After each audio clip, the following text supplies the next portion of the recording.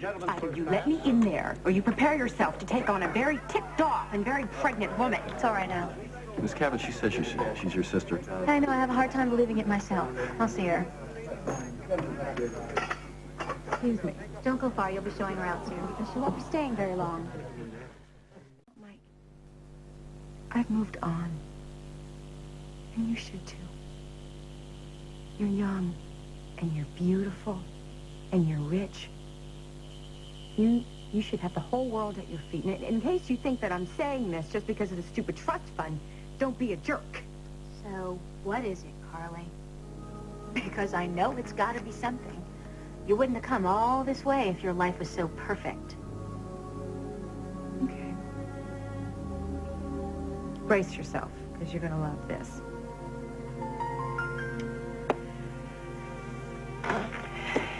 You're right. My life is not perfect. Well, he's thinking about it. And I don't think I can stop him. Actually, you know, it might be for the best. For Hal, for the baby. And you, as long as you can still collect the $50 million. It's nothing to you, Rosanna. All I'm asking you to do is change the terms of the trust fund a little. So that you don't have to be married to Hal when the baby's born. Right. All right. Why not? What's the name you use for your financial affairs, Carly? Is it Munson or Tenney? Munson. Pay to the order of Carly Munson. $50 million. Should I button this one or not? Oh, Molly, would you leave it alone, please? Go over your Where's your copy, Molly? I want you to read your copy. If there are any names or words you don't know how to pronounce, ask Barry, okay? All right. All right, don't want a repeat performance of this weather fiasco. Would you stop doing that, all right? Just read the teleprompter. No ad-libs, no funny remarks, no idle chit-chat, just the news. Don't worry. I am very worried, Molly. You screw up, I have to face Kimmy again. Will you stop futzing already? Will you calm down? I'm gonna be fine. I'm ready. Yeah. You watch. Tom and I are gonna steam cabbage.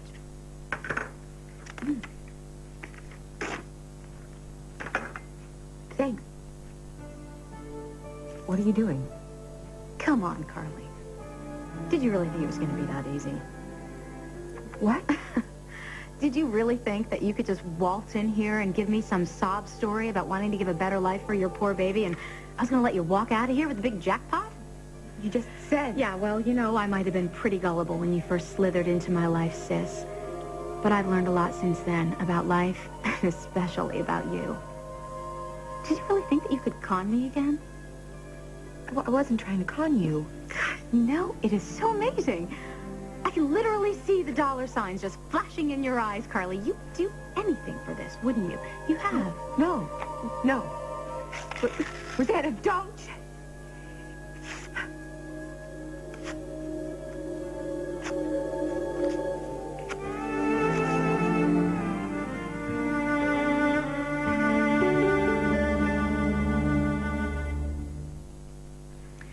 Well, guess you can go now. You had no intention of giving me that money, did you? You just wanted to watch me beg. Is this... What about the trust fund, Rosanna? It's still there, Carly, all $50 million. But I'm not changing the rules of the game at this late date. You have to have the baby by the end of the year, and you still have to be married to the father, who I assume is Hal Munson. Even if you don't love him anymore, and even if he's onto you. Oh, God, you really hate me, don't you? Do you remember my father's funeral at all? How you came into town and told me that you were the long-lost sister that I never knew I had? You were such a comfort to me in my grief. And it really meant something to you, too, Carly, to have a sister after such a long, miserable childhood. True, you just never believed it. Oh, I believed it. I believed it, Carly. I went on believing it. Even after you started sneaking around, stabbing me in the back, going after Mike. Even after you managed to get Mike into bed with you. You know the really crappy part about it, though, Carly, is that you never really loved Mike. You just wanted him. You just wanted him because he was mine. No, it's not true. I didn't want to feel the way I felt You about him. I just couldn't help wanted him, Carly, just like you wanted everything that I had. I had something wonderful, and you just wanted to ruin it. You wanted to ruin my life, and you did. You never understood. I did love Mike. You didn't love him, Carly. You wanted him. The only thing you wanted more was my money. You always thought that. Yeah, well, you got over Mike real quick once I set up that trust, and you found out you still had a chance to get your hands on some of that Cabot money. All you had to do was marry some poor sucker and have his baby. I knew that if you really loved Mike, Carly, you would have told me what I could do with my money, but I knew you wouldn't do that. No, I knew you'd go for it. I knew there'd be no contest. There's only one thing that I regret. One thing I didn't really think through. Yeah, what's that? Well, I never figured that you'd manage to trap a nice guy like Hal Munson. I feel really bad about that. Do you? I'm glad he's on to you. I hope he divorces you. I hope he sues you for custody of his child. What? Oh, why shouldn't he? It's his child, too, you know. I'm going to offer to testify on his behalf. Rosanna, this is none of your business. Sure it is, Carly. I feel responsible for this poor, unwanted baby. You're talking about my child, and it is not unwanted. Why, Carly? It's no longer your ticket to the big payoff. Not if Hal divorces you. You know, I'm going to talk to Hal. I know he's not a rich man. I want to help provide for this child. You stay away from Hal, like you stayed away from Mike. You took him away from me, you cheap, lying tramp. I had something wonderful, and you wouldn't stop until you ruined it. Well, it's payback time. Much for coming such short notice. Warren said Brian and Sandy walked? Yeah, it's crazy. It's been a madhouse around here. Tom, I hope you're ready. I am. Ready for what? I'm going to be your co-anchor. I'm filling in for Sandy Thorner. What? Over here. I am not going on with her. I had no choice, Tom. She threatened to go to Margot tonight and tell her all about us. 5 minutes. Oh, God, 5 minutes. All right, we got to get you out of this. Let's go. Come on. What's wrong with him? Huh? The great Tom Hughes doesn't want to work with me? Where is your copy, Molly? I told you to read your copy. You go on air in a few minutes, you know. I memorized it. Oh. So, he doesn't want me to co-anchor, right? What do you think, Molly? He saw your weather report. Well, I hope you explain the situation to him. Because if you didn't, I'll be glad to. Listen to me. You stay away from him.